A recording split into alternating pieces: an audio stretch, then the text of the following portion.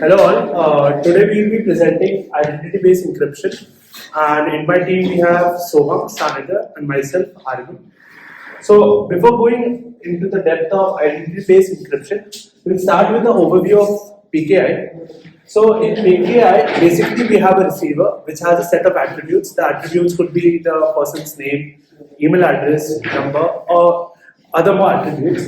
So essentially what happens, so for the public key encryption to take place, the receiver has to go to the certifying authority, which is the central authority in PKE schemes.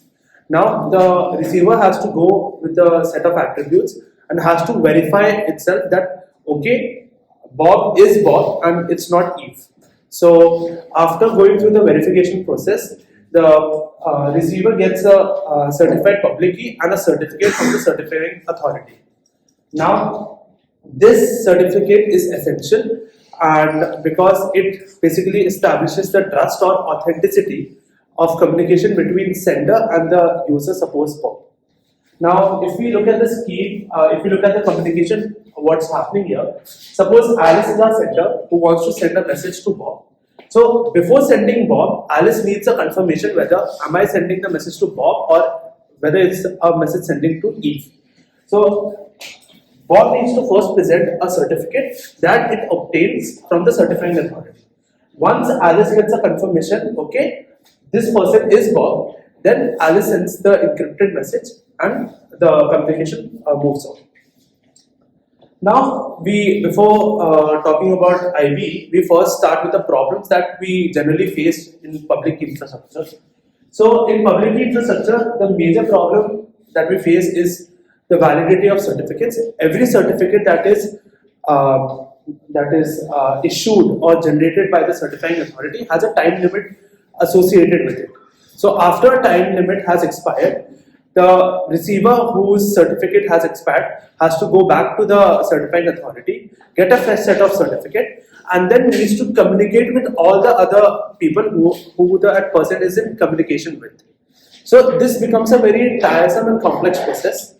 Now, this complexity of certificate management. Here basically the certification, there is no universally accepted solution that exists for an efficient certificate management.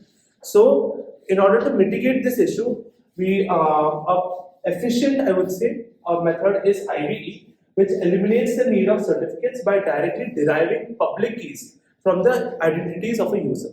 Now, let's talk about identity-based encryption. So, before that, let's give an overview. It was discovered by Adi Shamir in the year 1984. A public key of a user, so the public key of a user can be any arbitrary string, and it is directly derived from the ID of the user. ID could be email address, name, number, or any other unique number, or any domain name. Now, instead of searching, which used to happen in the PKI scheme, that we need to search for a user's public key certificate, one simply can use the receiver's identity and use it to generate the public key for that user. Now, this removes the direct dependency on CAs and certificates. Another question is that what about this PKG? I mean, PKG is trusted or untrusted? PKG, sir, since it's the central authority, it should be trusted. But if suppose the PKG gets compromised, then it can be a problem. So, we further talk about how we can solve that issue as well. You will be talking about RESTO? Yes. So, analogous to the PKI scheme, where the central authority was the CA, here the central authority is the PKG, which is responsible. The PKG has a master secret key and is responsible for deriving all the secret keys for all the identities, all the users, based on their identities. Now, identity-based encryption has 4 probabilistic polynomial time algorithms: the setup, keygen, encryption, and decryption. Now, before we deep into that, let's familiarize ourselves with the parameters and the terms essentially used in IDE. So, the first is the security parameter kappa. Okay. So, here it determines the strength of the cryptographic scheme that we are using. Generally, it's 128 to 256. RSA uses 2048, I guess, and AES uses across. So, that is 128 is fixed. Okay. Suppose you are working on this electric car. Generally, you can think of 256 underlying, you'll be talking about electric car, that will be defined by some field. That will be by something form. Okay, that inside will be So 256. But then if you're looking for 128, that should be 256. In case of RSA, that should be something. Okay. Sorry. So we have the public parameters which are denoted by TP. So this includes the message space M, ciphertext space C, identity space I, and a master public key. We'll be talking more in depth when we discuss the schemes related to ID. Now we have a message space and ciphertext which is finite. We have an identity space, which a space of user identities, which comprises of email address, usernames, etc. And the private key generator, I'm again repeating this, but it generates a master secret key and corresponding public parameters, including cryptographic groups and generators. Now let's talk about the abstract definitions used.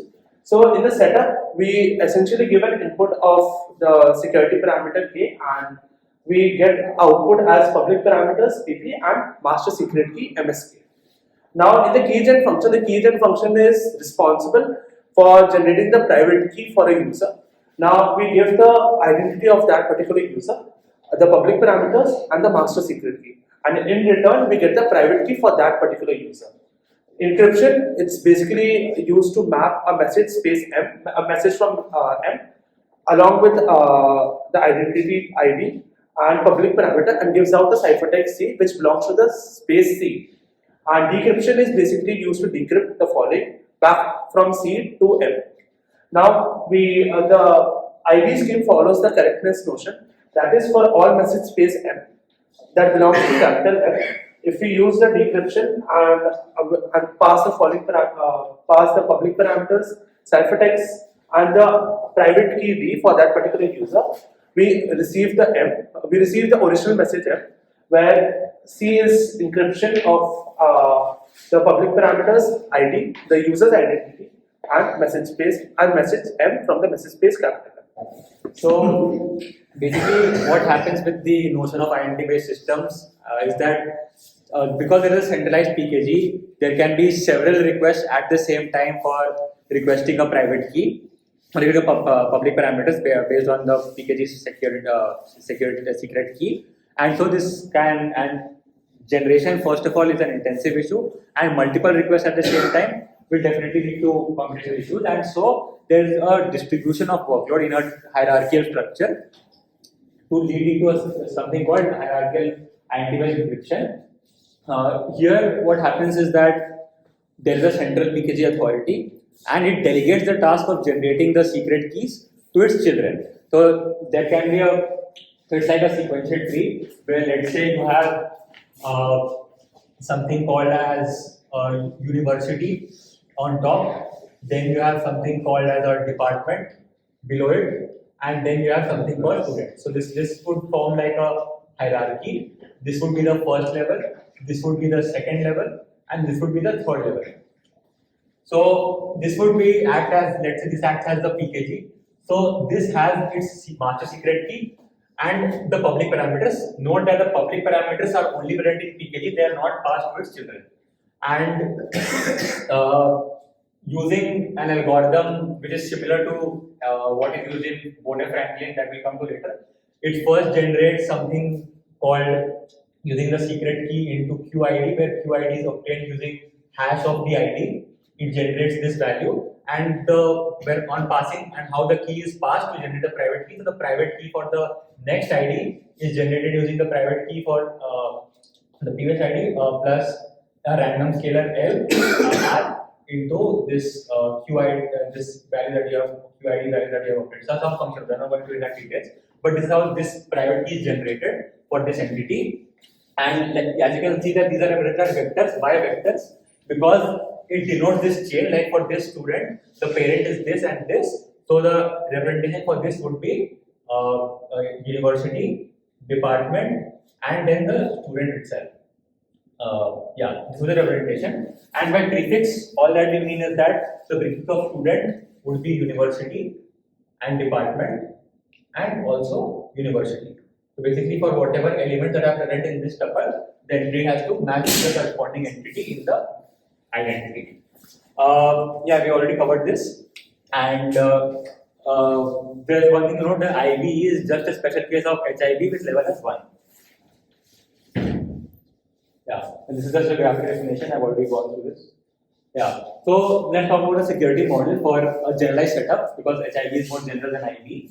So the goal of an adversary is always to break the security, and in this case of a chosen target identity, because the scheme is dependent on identity, by distinguishing between ciphertext of two chosen messages. So first the challenger runs the setup algorithm, and you get the public parameters that are publicly available to everyone, including the adversary, and the master's key which is not disclosed. And then there are two queries applicable depending on the scheme. In CPA and CCA both, you have a key extraction oracle which returns private keys for any identity except the ID star, which is the target, and its prefixes. Because if you return it for that, then you would be able to calculate the private key.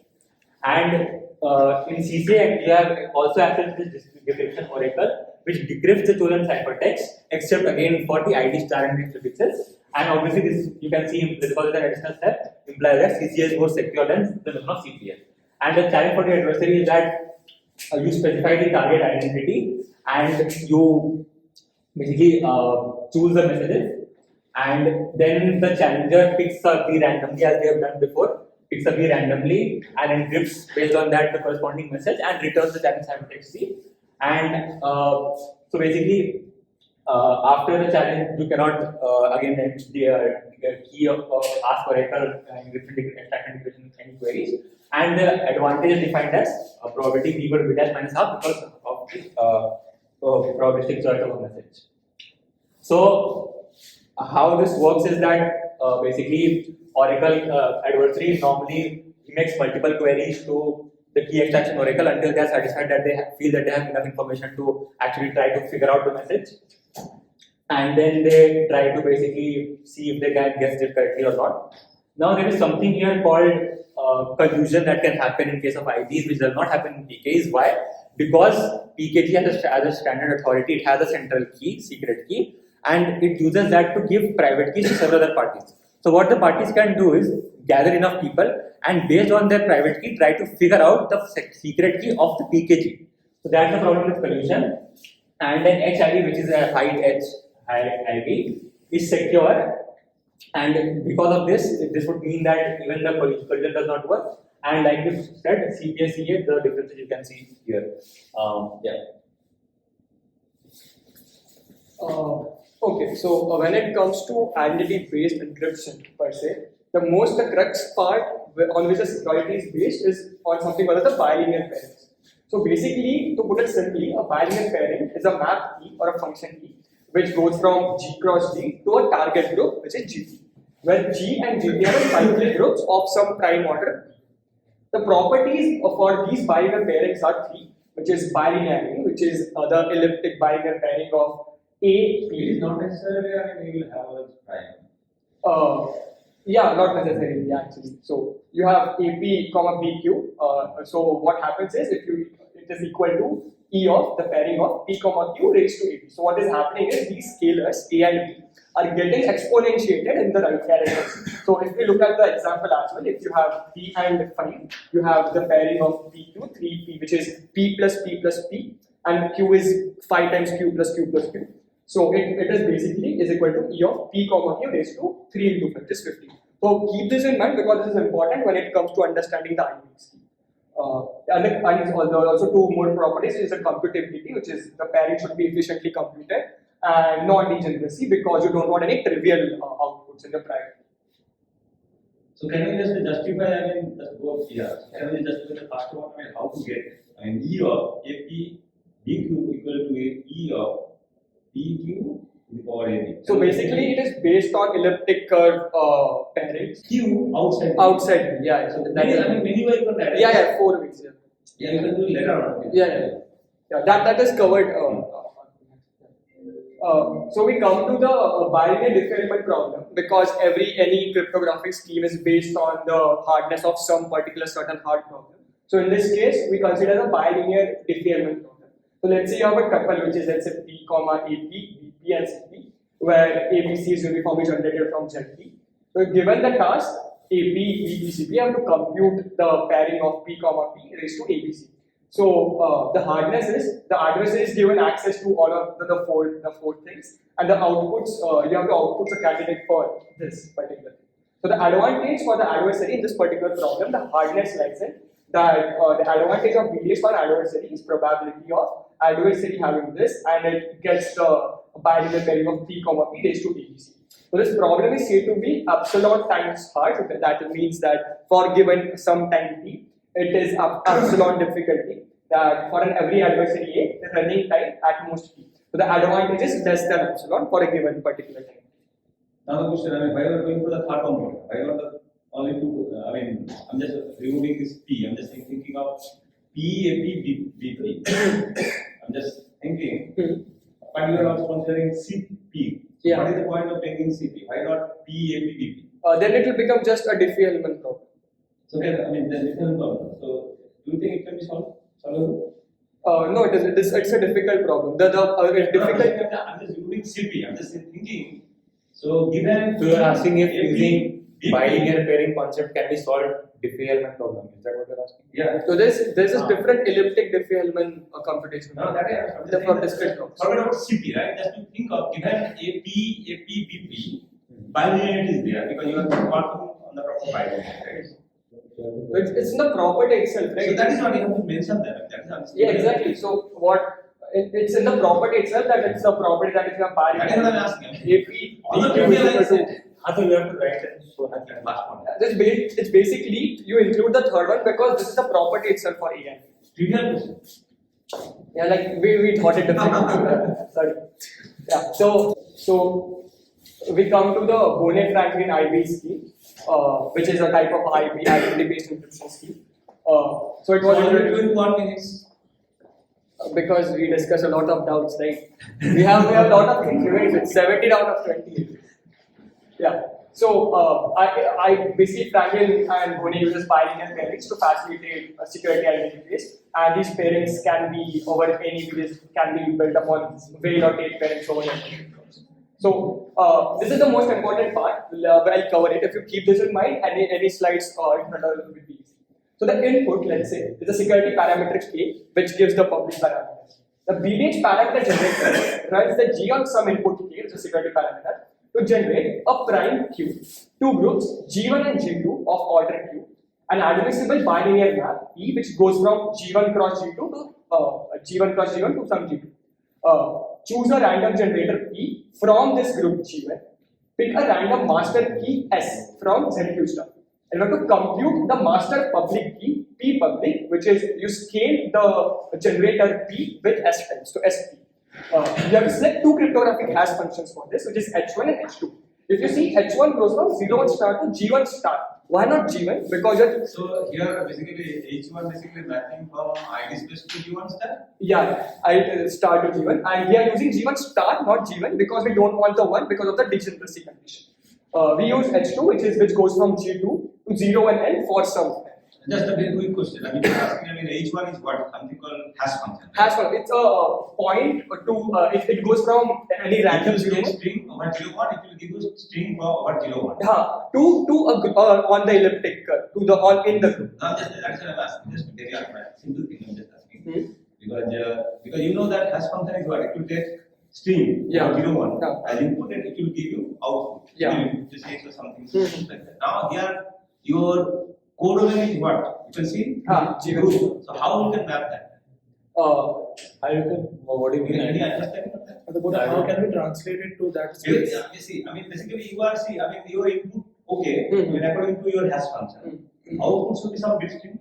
So But here you can see something called G1, that is something called structure. a group. So basically on the elliptic curve, the hash function has a name. It goes from randomness to some point on the elliptic curve, which is in the group which lies in the G1 star group.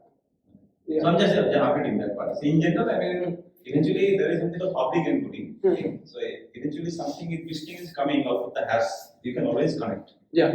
So that is, this is generally true. It is not about elliptic curve. Mhm. It can be anything. Okay. Then you have the message space, which is 0 and N, and the ciphertext space, which goes from G1 star cross 0 and N. And the output is this public parameters. So everything in this tuple, which is Q, the group order, G1, G2, E, the pairing, and P, which is the generator, P public, which is your S into P, the master public key, and the two hash functions. Everything in this is public parameters, everything is public.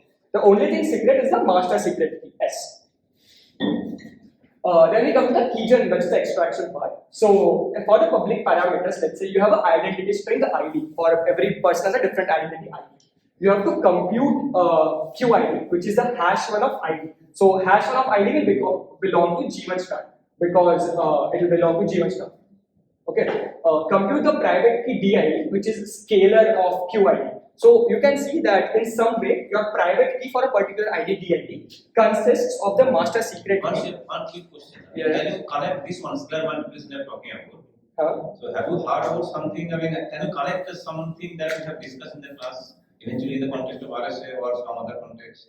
So basically, what I was telling is this QID consists of some way the ID. So your private key is some component of the public thing itself. So later in the decryption phase, we see how it gets No, cancelled. I'm not talking about this. How you are computing the ID? So you have S, you have QID. How you are computing this? You have So scalar multiplication. the How? scalar multiplication engine. So QID By editing, you do additive of that composition of QID. composition So basically, we have to add the QID many times. Yes, matrix. Yeah. So I'm just saying, can you see something exponential square and multiply? Yeah, got them in So it is something analogous. When you are computing. So basically, you are saying that there is a smarter algorithm to compute addition, like you have an algorithm. No, I'm just saying the same thing. I mean that the Same thing. exponential. Yeah, exponential algorithm. So if you have to compute G raised to Square and multiply, right? the fast exponentiation. So G raised to A. Now, what you are saying, I mean, there is something called further, something called sliding into method for scalar multiplication. I don't know, you are hard. I mean, you are hard about it. So there is some specific algorithm for this kind of stuff. Okay, yeah. So the private is basically DID which belongs to G1 star for a particular ID. So the encryption phase is just that you have to compute the QID, choose a random R from 32 star. There are two ciphertext components basically, which is the U and V. Your U is basically a random thing R, scaled into P, which is the generator, and this thing, which is a message stored with H2 of bilinear pair of QID of QID comma P public raised to R. So why are we doing this? This pairing, this is the main part of encryption, that computing this pairing, so that we exploit the property of bilinearity during the decryption. So this will become later on how will we decrypt this. This is called a shared secret key, which is GID raised to R. The symmetric key is K, which is H hash of K. The ciphertext component V is the M XOR with K. So there are two ciphertext components. Key, why you are saying symmetric key, by the way? Symmetric key K to K because this is public. This is public even K is public. And the pairings that we are using, we are only talking about symmetric pairing. Symmetric Not pairing. asymmetric pairing. No, symmetric pairing something different. Anyway, but we are calling it still a symmetric notation is because it's coming from symmetric pairing kind of thing. No, Not no. In case of symmetric pairing, both G1, I mean both will be same. Yeah, G cross G goes to Ah. GT. Same. but G cross G goes to GT. so you are talking physical significance like this, no? No, here symmetric doesn't make sense. Anyway. ठीक. Yeah. During decryption, you have the ciphertext which you obtain, which is U comma V, which belongs to C. You have the private key with you during decryption, which is DID. You have to compute GID raised to R. So this is basically elliptic pairing of DID comma. So why is this coming? Why is this similar to GID raised to R? We'll come to the next slide. And we can easily recover the message because we already have the hash function h2, which is public. We can calculate the hash of GID raised to R, and we can store it with V, and we then get that. But why is this thing equivalent to GID?